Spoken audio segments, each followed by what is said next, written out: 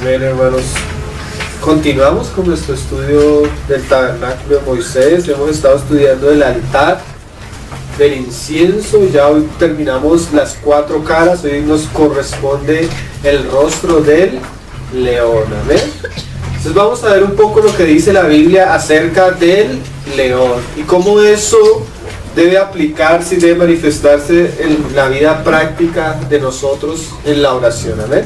Entonces lo primero que vamos a leer es un pasaje en Génesis, donde comienza a usar este lenguaje el Señor por el Espíritu acerca del león, y vamos a entender un poco a qué se refiere esto. Amén. Génesis capítulo 49, versículo 9 y 10. Es ya a punto de morir Jacob, comienza a declarar ciertas profecías sobre sus 12 hijos. Amén. Entre esos 12 él tenía uno que se llamaba Judá, y a Judá se le hace una promesa, y ahí es donde comenzamos a ver este aspecto del rostro del león. Amén. Y dice en el versículo 9, vamos a leerlo desde el 8, dice Judá 49, versículo 8, 9 y 10, y dice: Judá, te alabarán tus hermanos, tu mano en la cerviz de tus enemigos, los hijos de tu padre se inclinarán a ti. Cachorro de león, Judá, de la presa subiste, hijo mío, se encorvó, se echó como león, así como león viejo, ¿quién lo despertará? No será quitado el cetro de Judá, ni el legislador de entre sus pies, hasta que venga Silón, y a él se congregarán los pueblos. Entonces claramente, según la profecía de Jacob, la profecía de Jacob con relación a Judá está directamente relacionada con la venida del Mesías, aquel cetro de justicia. Mira cómo lo dice en el 10: no será quitado el cetro de Judá, ni el legislador de entre sus pies, hasta que venga Silón, que era una manera profética de llamar al Mesías. Entonces el león en la Biblia está profetizado o está anunciado como aquel reino mesiánico que había de venir, que es el reino de nuestro Señor Jesucristo. Cuando el Señor habla es como un león que ruge. Mira cómo lo decían los profetas. Creo que Oseas habla con ese lenguaje. Ahí más adelante, Amós capítulo 3, versículo 8, también nos habla del león. Cuando el Señor ruge, nos habla de la autoridad del Mesías y nos habla del hablar del Señor, cómo se establece su reino. Amós capítulo 3, versículo 8. Y dice: si el león ruge, ¿quién no temerá? Si habla Jehová el Señor, ¿quién no profetizará? Entonces, el aspecto del león, el aspecto del Mesías, el aspecto de aquel descendiente de Judá, es un hombre que es que tiene autoridad y que rige con poder, como un león. Amén. De eso nos habla el rostro de aquel querubín, de la autoridad, del gobierno mesiánico, de la palabra poderosa del Mesías. Y es un lenguaje que se aplica al Señor Jesucristo también allí en Apocalipsis. Vamos a leerlo. Apocalipsis capítulo 5, que es el cumplimiento de lo que Jacob le dijo a su hijo Judá. Apocalipsis capítulo 5, versículo 5. Dice: y uno de los ancianos me dijo: no llores, he aquí que el león de la tribu de Judá. Este es ya el cumplimiento. ¿Cuál era el hijo de Judá? ¿Cuál era el león sobre el cual iba a caer su cetro? Nuestro Señor Jesucristo. He aquí que el león de la tribu de Judá, la raíz de David, ha vencido para abrir el libro y desatar sus sellos. Ese es el gobierno de Dios desarrollándose a través de la historia de la humanidad bajo la autoridad del Mesías, de nuestro Señor Jesucristo. Entonces, el aspecto del rostro de león nos habla del reino de Cristo, del reino mesiánico, de su poder, de su autoridad y cómo éste se establece a través de la predicación de la palabra. Si el león ruge, ¿cómo los profetas no profetizarán? ¿Cómo los hombres no hablarán? Pero ¿cómo se relaciona esto en nuestra vida de oración? Porque es bastante importante. Nosotros de alguna manera hemos puesto varios escalones. El primer escalón que vimos en la vida de oración es el rostro del águila. Una persona que tiene comunión, intimidad con el Señor, que se remonta a las alturas, deja este mundo y está cara a cara con el Señor en oración. Ese es el primer aspecto. Pero ese aspecto nos abre otro camino precioso. ¿Cuál es el otro camino? Que nuestra vida de oración no solo nos llena interiormente, sino tiene la capacidad de influenciar a todos los que nos rodean. Si tú eres un hombre de oración, tú vas a ver la gracia del Señor en tu esposa, en tus hijos, en tu familia, en tu iglesia donde tú vives. La vida de oración es la manera que nosotros de alguna manera tomamos a Dios y lo ponemos alrededor nuestro. Pero no solo el Señor quiere hombres que en todos sus caminos lo representen y donde Él llegue a sus esposas, a sus hijos, a sus trabajos, a sus hogares, a sus necesidades, sino Él quiere hombres que cooperen con su obra. Hace 8 lo veíamos, ¿no? El rostro del buey. Pero cuando nosotros comenzamos a involucrar y el Señor nos comienza a involucrar en aquellas obras que Él ha preparado para nosotros, vamos a conocer un aspecto de la oración bastante importante que yo digo que muy pocos hijos de Dios lo conocen, porque a veces cuando tú miras lo primero, casi los hermanos no tienen intimidad con el Señor. Casi en la vida de los hermanos no se ve la gracia del Señor llenando sus casas, sus aspectos prácticos. Muy pocos tienen interés por servirle al Señor.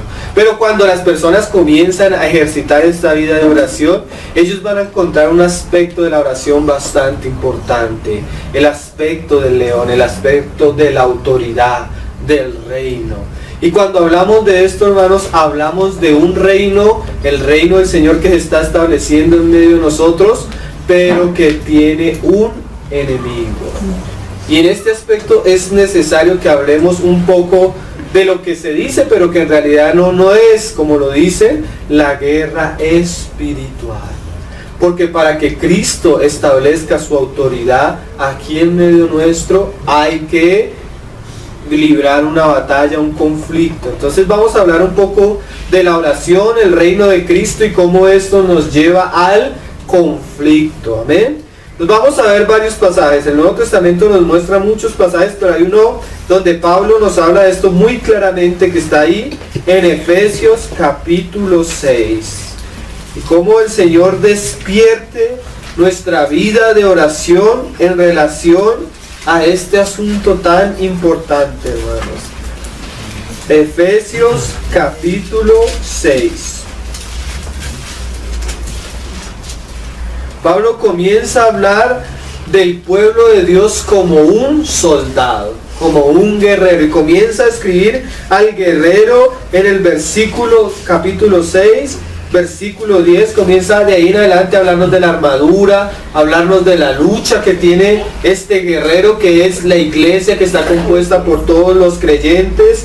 Y mira lo que dice. Vamos a leer un poco y nos vamos a saltar porque son muchos detalles y solo queremos realzar el aspecto de la oración en la guerra espiritual, en el reino mesiánico del Cristo y cómo se establece en medio nuestro. Dice: por lo demás, hermanos míos, fortaleceos en el Señor y en el poder de su fuerza. Eso nos habla de la oración íntima con el Señor y cómo allí somos recargados. Como cuando tú conectas un celular, cuando tú estás orando, de alguna manera tu vida interior comienza a fortalecerse y a fortalecerse. Y aunque estabas cansado, recibes nuevas fuerzas. Aunque estabas desanimado, como que una alegría comienza a llenar nuestro corazón y a darnos nuevos alientos para caminar. Amén. Yo no sé si usted ha llegado sin fuerzas a la oración, sin nada a la oración, y sale fortalecido, sale como listo para una batalla, como listo para una competencia. Eso es que el aspecto del águila. Los que esperan en Jehová recibirán ¿qué? Nuevas fuerzas. Correrán y no se cansarán, caminarán y no se fatigarán. Pero ¿para qué el Señor te llena de fuerzas, de poder, de sabiduría? Porque tú vas a representarlo en medio de un ambiente totalmente hostil y contrario. ¿Por qué? Porque hay alguien que te odia terriblemente. Y ese alguien no es solo un ser angelical, sino bajo él hay un gobierno, un imperio, invisible y visible. El visible es el mundo. Amén. El invisible son los espíritus que están detrás de este mundo. Y Pablo nos comienza a introducir en ese aspecto de la vida cristiana. Y dice: porque vestidos de toda la armadura de Dios. ¿Para qué necesitas una armadura? Para la guerra. Porque eres ¿qué? Un soldado, un embajador del reino de Cristo. ¿En medio de dónde? De un ambiente hostil y contrario. Y dice: porque no, para que podáis estar firmes contra las acechanzas del diablo, porque no tenemos lucha.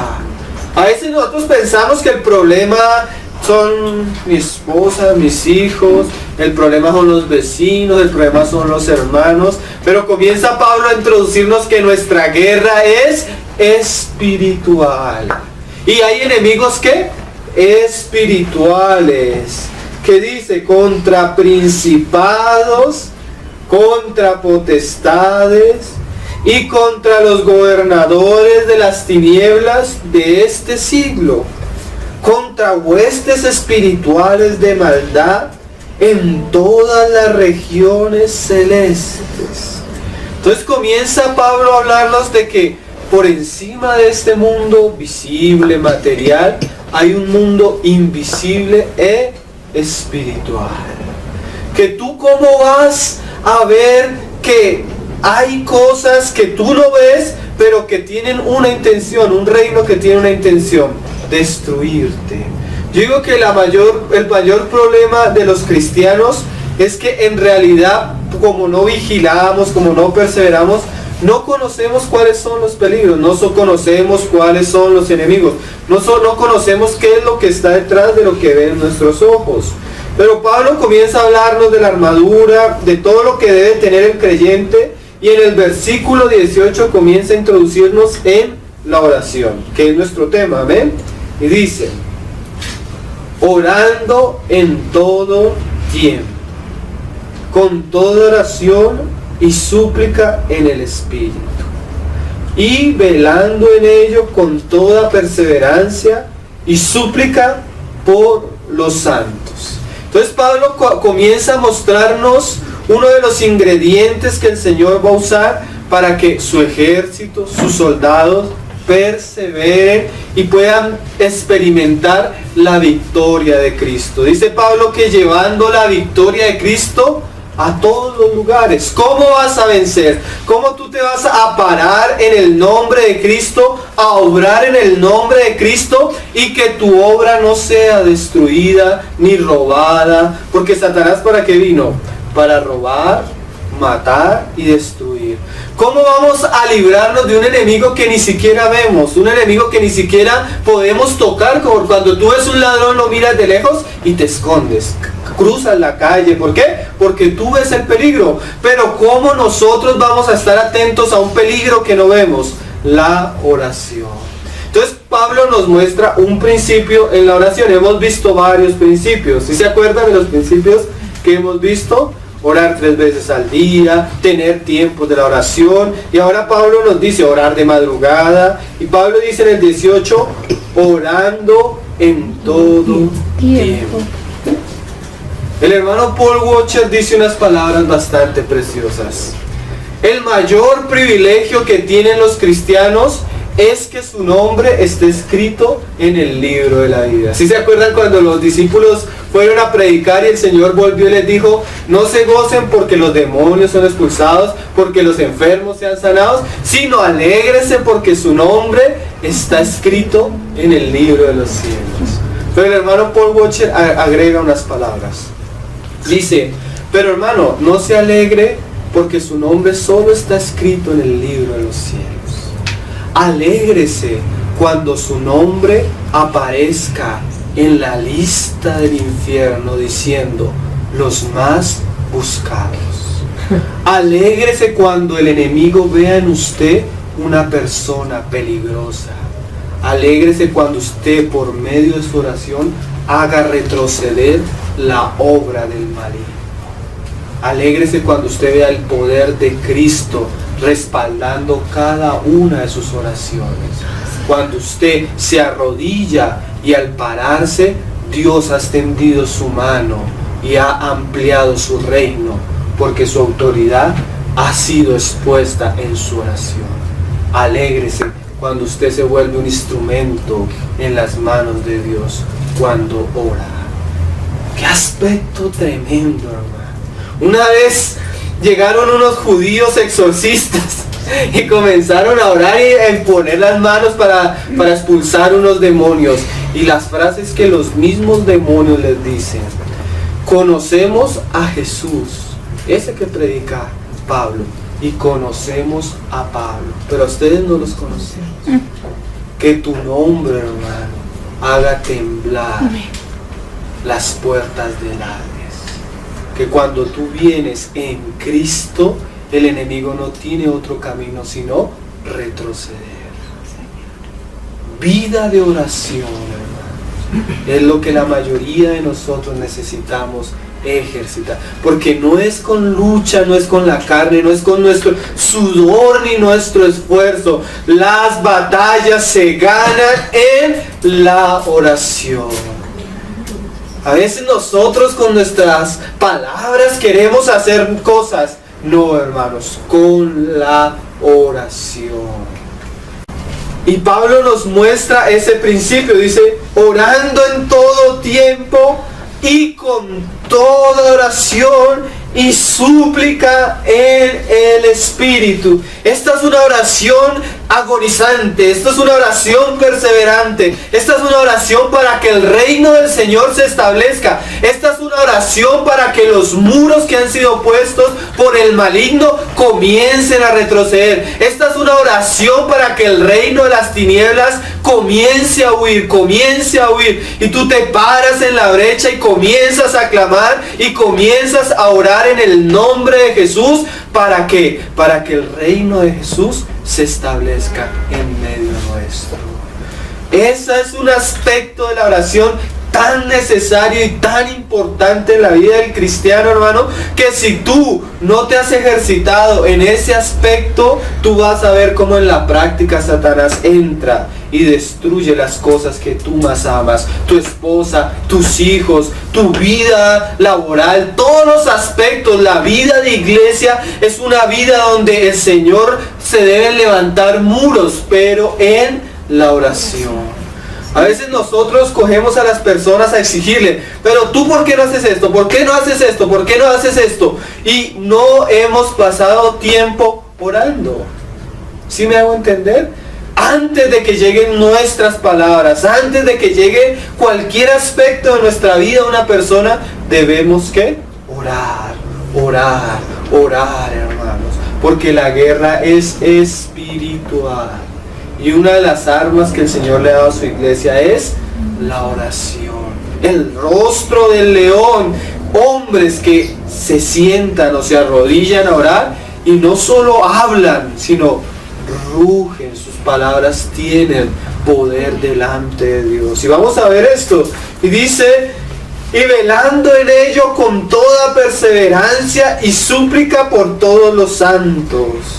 Y por mí, a fin de que abrir mi boca me sea dada palabra para dar a conocer con de nuevo el misterio del Evangelio, por el cual soy embajador en cadenas, que con de nuevo hable de él como debo hablar. Entonces Pablo comienza a introducirnos en esa guerra y muestra el aspecto de la oración. Aspecto de la oración que debemos ver en varios pasajes de la palabra. Hay uno que me parece precioso que el mismo Señor lo dijo. Ahí en Mateo, hermanos. Mateo 11, versículo 11. Capítulo 11, versículo 11. El Señor en medio de algunas cosas que viene hablando dice unas palabras bastante interesantes. 11:12 y dice,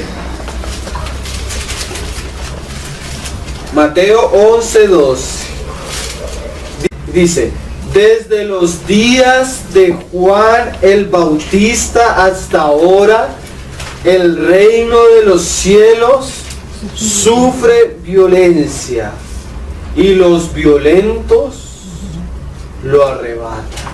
Mira la característica del reino de los cielos. Miren, hermano, el reino de los cielos no es para tibios. El reino de los cielos no es para livianos. El reino de los cielos no es para personas superficiales. Es para personas que sean, ¿qué? Violentas. Esa palabra violenta quiere decir personas esforzadas, personas que se sacrifiquen, personas que no tengan en cuenta su cansancio ni sus situaciones, sino que son, ¿qué? Animados, esforzados, que son fuego ardiente. Miren, hermanos, si usted tiene mucho tiempo para muchas cosas y usted no saca tiempo para la oración, poca va a ser su utilidad. Usted tiene tiempo para hablar con las personas, sacrifíquelo y vaya a orar. Usted tiene tiempo para descansar, sacrifíquelo y vaya a orar. Usted tiene tiempo para hacer otras cosas, deje a un lado las cosas que lo acosan, que lo afanan, y dedique tiempos a la oración. Deje atrás, despójese de todo lo que tiene, lo que le dé peso, y salga, busque a Dios, busque el rostro del Señor, busque la voluntad del Señor y clame, clame, no se canse de clamar, no se canse de orar, no sea pasivo en este aspecto, porque eso solo va a derrotar, solo va a sacar a la luz que una vida superficial. Un hermano decía, mira, tú a Dios no lo puedes engañar. Pablo dice, cada cosa que tú siembras vas a recoger. ¿Sí? Tú no puedes decirle al Señor, y hay veces uno se encuentra personas que le dicen al Señor, Señor, ¿por qué esto? ¿Por qué esto? ¿Por qué esto me pasa a mí? Y el Señor fácilmente le pudiera responder a esa persona, pero es que eso es lo que sembraste. ¿Cómo me vas a engañar si lo que tú siembras, eso qué? Recogerás. ¿Cómo es tu vida espiritual hoy? Lo que tú sembraste en días anteriores. ¿Cómo es tu caminar en el Señor? ¿Cómo estás viendo la obra del Señor? Lo que tú sembraste anteriormente. Dice Eclesiastés, cada uno comerá conforme a sus obras. Amén. Nosotros a veces quisiéramos, porque eso es lo que nos han enseñado, que yendo un domingo y recibiendo tanta gracia el domingo, el Señor pueda ocuparse de nosotros y hacer cosas maravillosas entre semana. ¿Sí? No, hermano, no es así. Tú cada día siembras, cada día recoges. Tú cada día dedicas tiempo y ves la recompensa. ¿Ven? No podemos pedirle al Señor que haga algo en medio de nosotros cuando no le hemos orado. No podemos exigirle nada al Señor. Y mira, dice esta palabra, es bastante interesante. Y los violentos lo arrebatan. O sea, hay cosas del Señor que no se van a obtener si nosotros con violencia no las buscamos. Con violencia no clamamos, no pedimos. Mira que ese es el lenguaje que usan los profetas.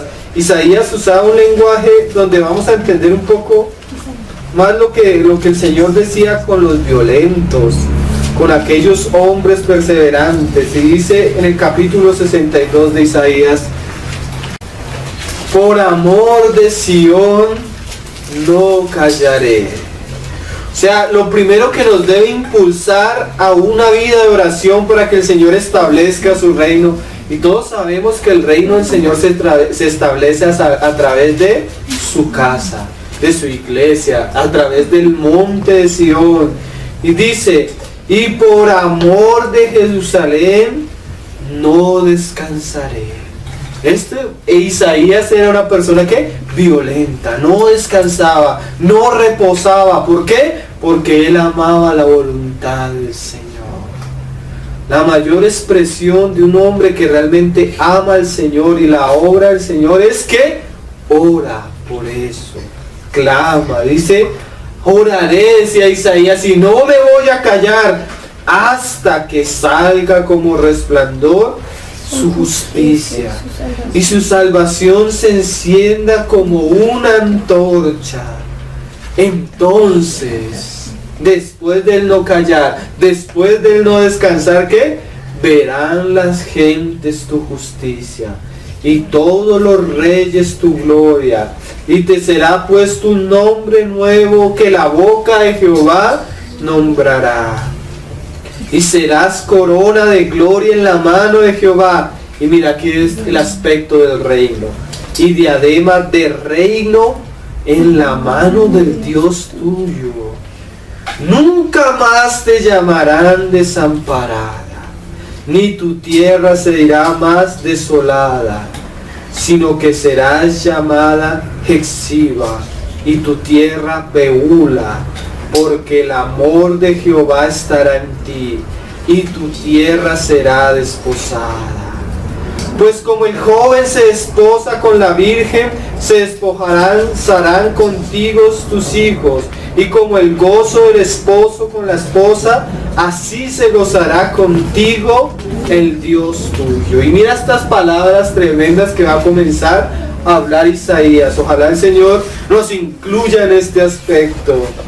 Sobre tus muros, oh Jerusalén, he puesto guardas. Esos son los valientes que van a arrebatar el reino. Mira estas frases que dice: todo el día y toda la noche, no callarán jamás. Los que os acordáis de Jehová, no reposéis, no descansen, no se den al ocio, no se den a la pereza, sino que no callen, clamen, clamen de día y de noche. Pónganse sobre el muro cual atalayas delante del Señor. Un pasaje en los profetas que el Señor dice: y me asombré. Y uno pregunta, ¿de qué se asombra el Señor? ¿Qué puede asombrar el corazón del Señor? De que no hubiera quien clamase. A veces tú ves que viene Satanás a robar y no hay quien clame. Satanás viene y deshace, destruye la obra del Señor, destruye iglesias, destruye hermanos, destruye familias, pone división, causa problemas, causa conflictos, y no hay quien clame. No hay quien se pare a la brecha y diga: Señor, derriba todo lo que se está levantando. Señor, saca a la luz los espíritus que están involucrados en este asunto. Señor, avergüenza a aquellos que se han levantado como instrumentos de Satanás para destruir tu obra. Señor, saca, no lo dejes en lo oculto, sácala a la luz y juzga, Señor. Saca a la luz y juzga el orgullo de Satanás en las personas. Saca a la luz y juzga el odio de Satanás. A veces somos como el sparring del diablo. Viene y nos hace y nos deshace.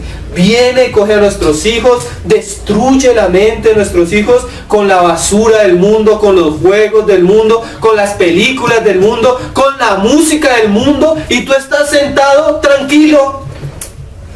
No oras, no clamas. La mente de tus hijos está siendo formateada para ser uno de los grandes blasfemos de la historia por medio de la escultura, de lo que viene a través del mundo, y tú estás tranquilo. Hoy en día, un día se nos acercó una familiar: ay hermano, mire, quiero que ore por mí. ¿Por qué? Imagínese que mi hijo de 12 años se quiere vestir como mujer, se está maquillando. ¿Quieres que ore por ti cuando tú lo dejas 2, 3, 4 horas, 5, 6 horas delante de internet, delante de televisión, donde se le presenta eso? Es lo más normal, porque el hombre aún en sus neuronas tiene algunas neuronas que son neuronas de espejo. Lo que el Señor dijo en Génesis: a imagen y semejanza de Dios. ¿Qué quería decir eso? Que entre más el hombre viera al Señor, iba a ser conformado a Él. Entonces eso lo sabe Satanás. Entonces Satanás, ¿qué hace? Te pone el homosexual en televisión. Y de alguna manera tú de pronto lo identificas, tus hijos no. Entonces tus hijos ven y de alguna manera se están conformando a eso, sin darse cuenta. ¿Por qué? Porque Satanás, como un león rugiente, ha venido a destruirlos. Y tú no velas, tú no oras. A veces, ¿cuántas veces te has sentado y has dicho: Señor, cuántas cosas hay en mi casa que le abren las puertas al maligno? ¿Cuántas cosas hay, Señor? Yo te oro y te pido para que las destapes y yo pueda, ¿qué? Destruirlas en tu nombre, romper los ídolos, romper todo aquello que daña y destruye. Hoy los papás no oran por sus esposas, no oran por sus hijos. Hoy los hijos de Dios van a la iglesia como si fuera un jardín o un club social, pero nadie se para la brecha y antes de llegar dice: Señor, extiende tu reino, háblanos, haz resplandecer tu luz para que en mí huyan las tinieblas. ¿Cuánto tiempo tú oras por la predicación de la palabra? ¿Cuánto tiempo oras por la evangelización para que el reino del Señor llegue a otras personas?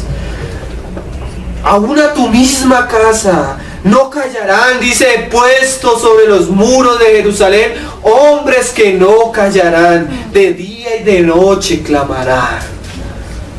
Pero cuando hay ligereza, siempre se va a pagar un alto precio.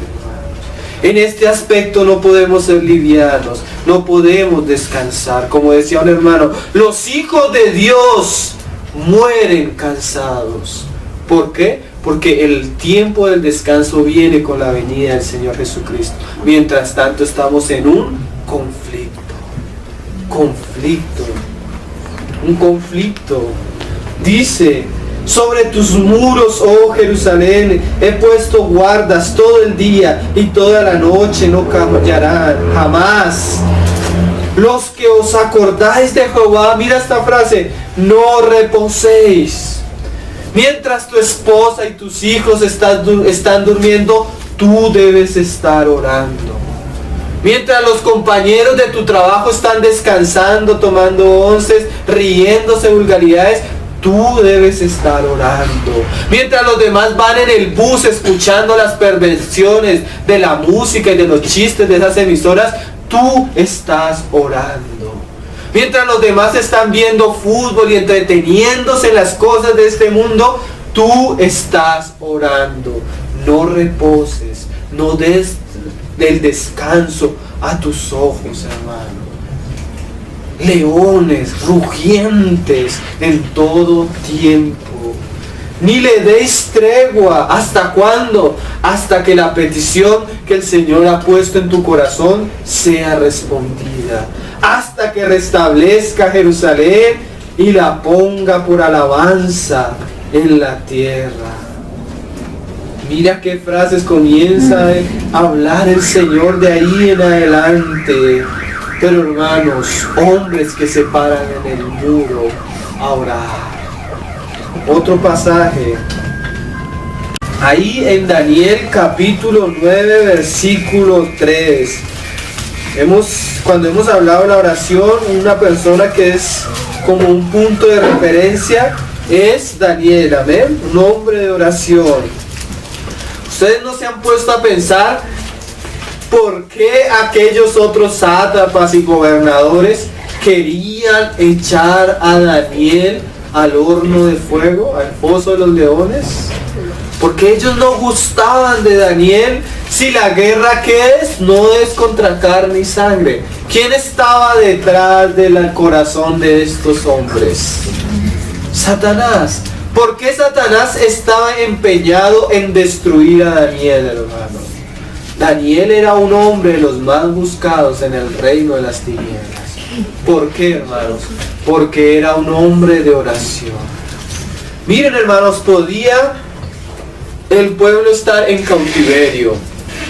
Podía el pueblo estar en Babilonia, llenos de idolatría, llenos de cosas perversas. Pero allí, en medio de tanta inmundicia, había un hombre que oraba. No son las circunstancias, no son los tiempos que vivimos, porque a veces decimos, ay, si yo hubiera vivido en el siglo segundo o tercero, donde las mujeres no se vestían como se visten hoy en día, donde no hubiera televisión ni internet, sería más fácil. No, hermanos. Tú vas a ser el mismo aquí y en cualquier época y situación.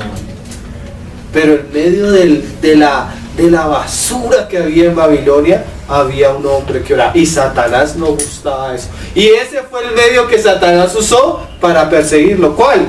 Que Daniel oraba todos los días. Todos los sátrapas dijeron, ¿cómo lo vamos a acusar? No, pues que ningún hombre ore a ningún Dios. Porque esa es la clave de Daniel, que es un hombre de oración. Y mira lo curioso que nos muestra en el capítulo 9 el libro de Daniel. Dice, en el año primero de Darío, hijo de Asuero, de la nación de los Medos, que vino a ser rey sobre el reino de los caldeos. Daniel está en medio del imperio medo-persa, ¿sí? Como lo hemos estudiado los sábados, este era un imperio que representaba una de las cabezas del dragón. Amén. Una de las 7 cabezas del dragón, que nos habla de ese gobierno espiritual satánico que controla el gobierno de los hombres. Entonces, Daniel va a comenzar a orar. ¿Orar por qué? Por la restauración del pueblo de Israel. Entonces, esta oración tiene ese contexto. Y mira lo que dice en el versículo 2. En el primer año de su reinado, yo Daniel miré atentamente los libros, el número de los años de que habló Jeremías al profeta, de que habló Jehová al profeta Jeremías, que habían de cumplirse las desolaciones de Jerusalén en 70 años. Y volví mi rostro a Dios el Señor, buscándole en oración y ruego y ayuno, silicio y ceniza, y oré a Jehová mi Dios e hice confesión diciendo. Entonces ahí comienza la oración, pero es bastante larga, pero quiero que saltemos al final de la oración. Dice, porque ahí se nos resume un poco lo que fue la oración. En el verso 19 dice, oye Señor, oh Señor, perdona, presta oído Señor, y hazlo.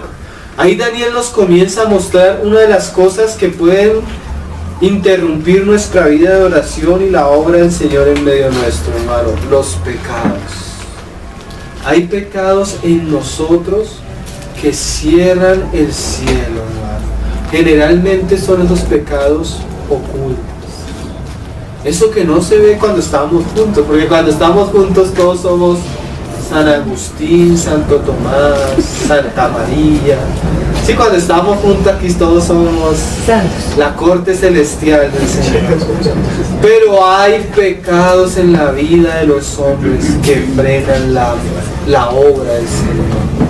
Pecados ocultos, los cuales deben ser, como Daniel estaba haciendo, confesados. Amén. ¿Cómo el Señor va a bendecirnos si en lo oculto estamos viviendo en contra de Él? Pecado como el adulterio de corazón, pecado como la mentira, el engaño, la hipocresía, pecados como el amor al mundo, a las cosas del mundo, pecados como la negligencia, cosas que tenemos que hacer y no hacemos, pecados como los que hace el mundo. A veces nosotros no pecamos como el mundo, pero nos gozamos en el pecado del mundo. Miren, hermanos, el Señor dijo por Juan era el profeta del amor. Si tú tienes amistad con el mundo, te haces enemigo de Dios. No esperes que el Señor responda a tus oraciones. ¿Sí? ¿Cómo el Señor le va a responder a alguien que en su corazón le está siendo infiel? Por eso una de las características del sacerdote es que tiene una mitra que dice santidad a Jehová. Si tú no eres santo, si tú no eres puro en toda tu manera de vivir, o si por lo menos no eres de aquellos que al ver tu pecado llora, confiesa tu pecado, el Señor no va a ser tu instrumento de oración. Porque el que anda con el Señor, el que ora, el que le busca, hermano, ¿qué? Se santifica a sí mismo como Él es santo. Anda como Él anduvo, hermanos. El chisme, el enojo, la ira, la murmuración, las maldiciones, cuando decimos groserías con nuestra boca, cuando miramos con odio y rencor a una persona, cuando no confesamos la amargura que hay en nuestro corazón, la falta de perdón, el orgullo, bueno, tantas cosas, hermano. Eso daña totalmente nuestra vida de oración. Un poco de amargura que no solo nos puede contaminar a nosotros, sino contaminar a los demás. ¿Y qué? Y destruye la obra de gracia que el Señor puede hacer a través de nosotros. Entonces Daniel sabía que la situación actual del pueblo de Dios era causa de ¿qué? Del pecado. A veces nosotros decimos, eso pasó porque tenía que pasar, el Señor sabía que tenía que pasar. No, hermano, a veces son consecuencias de nuestros pecados y del pecado de otro. ¿Sí? Dios nunca justifica el pecado. Dios nunca justifica ciertas situaciones. A veces nosotros decimos, bueno, era la voluntad del Señor. El hermano Wilner decía, todo lo que sucede alrededor es la voluntad de Dios, menos lo que proviene del pecado. Amén. A veces tomamos malas decisiones. ¿Por qué? Porque no confiamos en el Señor. Y no damos en el blanco. La palabra pecado en el griego significa dar en el blanco. ¿Pecado? Sí, o sea, significa no dar en el blanco. Descacharse. Pegarle a otra cosa que no era lo que el Señor quería. Entonces, lo primero que nosotros debemos ejercitar en nuestra oración es lo que hacía Daniel. Ay, Señor, mira cómo decía, perdona, Señor, perdona mi iniquidad. Mira que Daniel incluía la iniquidad de sus hermanos en su oración. Porque a veces nosotros vemos, y este hermano es tan este hermano es infiel, este hermano tiene tal pecado. Y comenzamos como a juzgarlo. Pero el Señor quiere que en vez de juzgar, ¿qué hagamos? Oremos, como si fuera nuestro mismo pecado. ¿Por qué? Porque si yo sé que tú estás en pecado, tu vida de pecado afecta la vida de la iglesia. Si tú estás en pecado así no lo demuestres, la iglesia va a estar ¿qué? Como cuando tú llegas y te machucas un dedo. A pesar de que todo el resto del cuerpo esté bien, tú caminas como cojo. ¿Por qué? Porque hay una parte del cuerpo que está enferma. Y eso espiritualmente afecta la vida de la iglesia. Entonces Daniel oraba pidiendo perdón no solo por sus pecados, sino por el pecado de sus hermanos. Job, cada vez que sus hijos hacían una fiesta, al otro día llegaba y ofrecía sacrificios, porque él sabía que sus hijos probablemente en la locura de su carne habían ofendido el nombre del Señor. Y dice, perdona, presta oído, Señor, y hazlo. No tardes, por amor de ti mismo, Dios mío, porque tu nombre es invocado sobre tu ciudad y sobre tu pueblo. ¿Qué estaba haciendo Daniel? Parándose en el muro y clamando por Sion. Y mira lo precioso de la oración de Daniel. Aún estaba hablando y orando y confesando mi pecado y el pecado de mi pueblo Israel, y derramando mi ruego delante de Jehová mi Dios por el monte santo de mi Dios. Y mira, esto me parece tremendo. Aún estaba hablando en oración cuando ¿qué había Dios hecho? Movido sus ejércitos ¿qué? Celestiales. Cuando el varón Gabriel, a quien había visto en la visión al principio, volando con presteza, vino a mí como a la hora del sacrificio de la tarde, y me hizo entender y habló conmigo diciendo, Daniel, ahora he salido para darte sabiduría y entendimiento. Al principio de tus ruegos fue dada la orden. Una oración que mueve el reino de los cielos, que mueve ángeles, que mueve la mano de Dios mismo, hermano. Hombres como Daniel son los hombres que necesitamos en medio de la iglesia. Hombres que cuando oran, ¿qué? Los reinos de los cielos son, ¿qué? Sacudidos, arrebatados con violencia, y que Dios extiende su mano a la tierra y muestra su poder. Mira lo que hizo, dice: y yo he venido para enseñártela porque tú eres muy amado. Entiende pues la orden y entiende la visión. Y comienza a mostrarle lo que había causado su oración. Se le abre el panorama de la obra de Dios hasta los últimos tiempos con su pueblo Israel. Pero más adelante hay un pasaje que más me gusta y quiero que entendamos un poco en relación a la oración y el reino del Señor. Entonces, en el versículo 20, 10-20. Vamos a leerlo desde el 19. Y dice: y me dijo, muy amado, no temas. Miren, la mayoría de personas que delante de Dios son amadas son personas que cooperan con su reino. La paz sea contigo. Esfuérzate y aliéntate. Y mientras él me hablaba, recobré las fuerzas y dije: hable, mi Señor, porque me has fortalecido. Él me dijo: ¿sabes por qué he venido a ti? Daniel oraba, pero esa oración tenía respuesta. Había un arreglo divino en las cosas. Pues ahora tengo que volver para pelear contra el príncipe de Persia. Y al terminar con él, el príncipe de Grecia vendrá. Mira todo lo que ocasionaba la oración de Daniel. Una guerra en los cielos entre los ángeles de Dios, Miguel, el príncipe del pueblo de Israel, y el príncipe de Persia, el príncipe de Grecia, que eran aquellas cabezas del dragón que describe Apocalipsis. Pero yo te declararé lo que está escrito en el libro de la verdad, y ninguno me ayuda contra ellos, sino Miguel, vuestro príncipe. La oración que es útil para que el conflicto que vive el reino de Dios se establezca en medio de la tierra. Hay otro pasaje bastante interesante ahí atrás, hermano. En el libro, creo que está en Éxodo, donde el Señor nos muestra un poco cómo nuestra oración puede participar en medio del conflicto. Nosotros queremos realmente que el Señor establezca su reino en medio de los hombres, que realmente el Señor haga una obra real en medio de nosotros. Debemos disponernos para cooperar en ese conflicto a través de la oración. Éxodo capítulo 17, versículo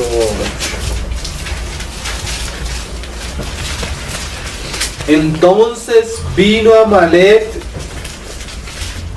y peleó contra Israel en Refidim. Ese es el conflicto entre el reino del Señor y el reino de las tinieblas. Eso fue lo que leyó Camilo al comienzo, Mateo 16. ¿Qué? Las puertas del Hades no prevalecerán contra mi iglesia. Las puertas del Hades van a venir contra la iglesia, pero cuando la iglesia está en Cristo, orando y perseverando, no va a ser, ¿qué? Derribada. Las puertas del Hades no solo no van a venir, sino que deben ceder espacio ¿a quién? A la iglesia, hermano. Las tinieblas tienen que huir. El reino de Satanás debe, ¿qué? Retroceder. Y dijo Moisés a Josué: escoge varones. Esto no es para todos, hermano. Miren, una vez Gedeón salió a la batalla, ya lo hemos dicho varias veces. Entonces el Señor vio mucho pueblo y dijo: no, escoge entre estos solo a 300, porque si gana la batalla sí va a decir que es por sus propias fuerzas. Entonces le dijo el Señor: te voy a mostrar cómo vas a escoger a los 300. Ve al río y déjalos tomar del agua. Aquel que tome el agua directamente con la boca, ese no me sirve para pelear. Aquel que tome con sus manos el agua y la lleve a su boca, ese va a ir a la guerra. ¿De qué nos habla eso? Hay cristianos, hermano, que se acostumbran a que prácticamente todo les llegue, ¿qué? A la boca. Prácticamente toca paladearlos. Hermano, vamos a orar. Tú no oras si no estás con otros cristianos. Tú no escuchas la palabra si no estás con otros cristianos. Tú no perseveras si no te traen todo a la boca, como un niño. Le cambian el pañal. Ha pecado toda la semana y viene a la reunión a cambiarle el pañal. Ha hecho toda la semana y viene flaco, raquítico, ¿a qué? A alimentarse en la reunión. Ese tipo de cristianos flacos, débiles, inconstantes, insensibles, poco perseverantes son las personas que no van a ir a la guerra. Pero ¿cuáles son los que van a la guerra? Los que extienden su mano, toman la palabra diariamente y la hacen parte de su vida. Señor, yo no quiero hoy me levanto, Señor, pero yo hoy quiero que tú me hables, Señor. Y tú tomas la palabra y la haces parte tuya. No eres religioso, no. Tú vives una realidad. Tu vida y tu casa son una manifestación práctica del reino de los cielos. A cada instante, a cada momento, en tu aire, en tu vida se respira solo ¿qué? Cristo. Estamos comiendo y llenándonos de Cristo diariamente. Eso nos prepara para la guerra. Amén. Entonces, escoge varones. ¿Cuáles? Aquellos que velan, aquellos que perseveran. Y dice, y sal a pelear contra Amalec. Mañana yo estaré sobre la cumbre del collado y la vara de Dios en mi mano. La vara es un símbolo mesiánico aún de nuestro Señor Jesucristo. Aquel varón que, el de Apocalipsis 12, aquel hijo varón que reinará con justicia, ¿no? Y dice, con la vara reinará. Y dice, e hizo José como le dijo Moisés peleando contra Amalec. Entonces Moisés estaba en el monte, en la cumbre, y en el valle estaban ¿quién? Los soldados. O sea, hay personas que el Señor los pone en cierto aspecto y hay otros que debemos cooperar como orando. Moisés ahí es tipo de Cristo y José con todos los otros tipos de los miembros de la iglesia que oran. Y dice, y peleando, e hizo Josué como le dijo Moisés, peleando contra Amalec, y Moisés y Aarón y Hur subieron a la cumbre del collado. Y sucedía que cuando alzaba Moisés su mano, Israel prevalecía. Eso es cuando los hombres de Dios ¿qué? Oran, ¿qué? El reino comienza a prevalecer, a establecerse. Mas cuando él bajaba su mano, ¿qué? Prevalecía Amalec.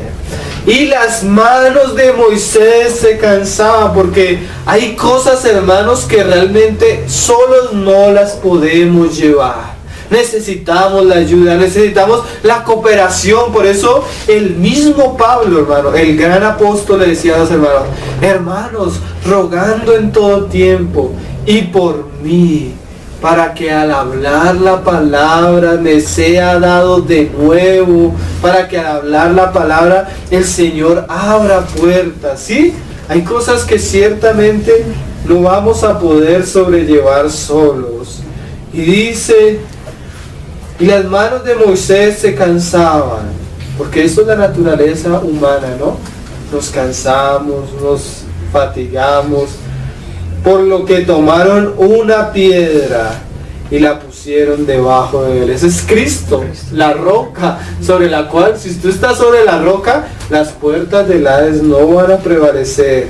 Y dice, y se sentó sobre ella, comenzó a descansar. Pero mira, aún seguía la lucha y el combate. Y Aarón y Hur sostenían sus manos, el uno de un lado y el otro del otro. Así hubo en sus manos firmeza hasta que se puso el sol. Mira que este aspecto de la oración de estos tres hombres tuvo un fruto, tuvo un cumplimiento.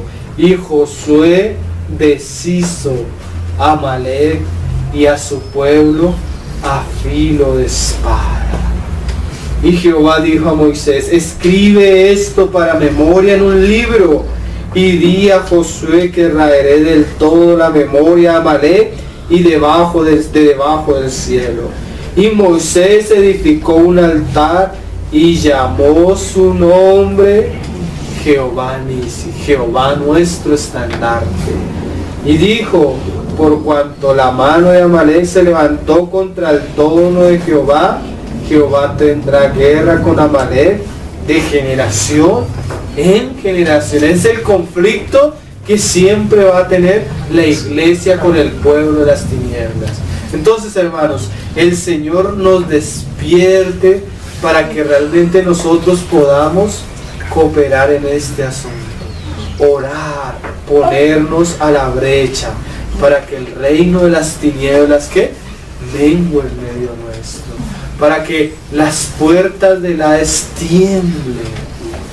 tiemblen a nuestra oración. Esto es un aspecto de la vida de oración tan necesario en medio nuestro y en medio del reino del Señor.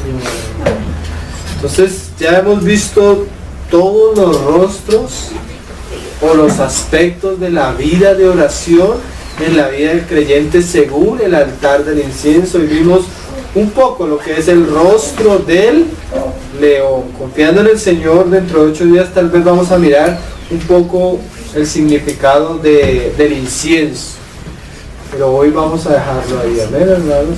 El Señor nos despierte a cada uno de nosotros. Amén. Señor, te damos gracias. Te damos gracias, Señor, porque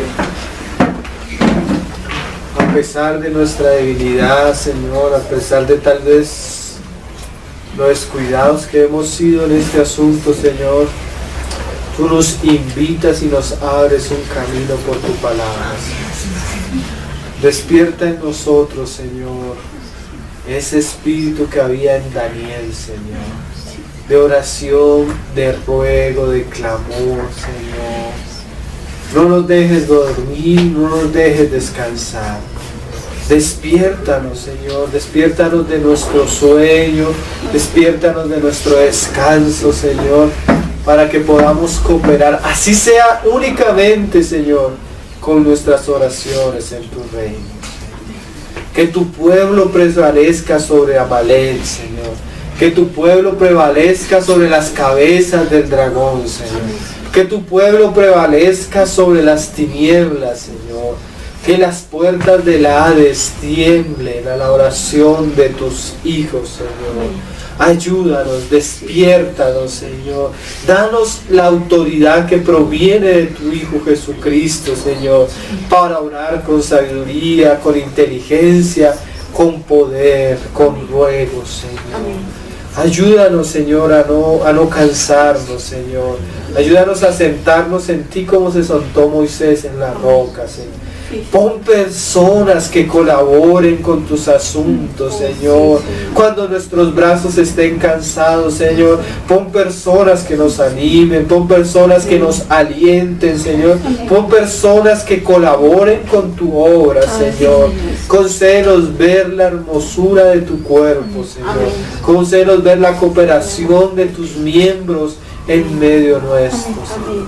Levanta hombres valientes como aquellos guerreros de Gedeón, Señor. Amén. Que sirvan y sean útiles, Señor, para pelear las guerras, Señor, de tu iglesia. Amén. Las guerras del reino de los cielos. Amén.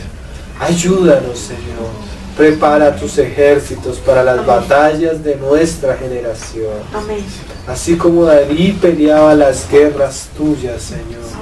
Ayúdanos a ser valientes en ti, Señor, y esforzados, Padre, para la gloria y honra de tu Hijo Jesucristo. Amén, Señor Jesús.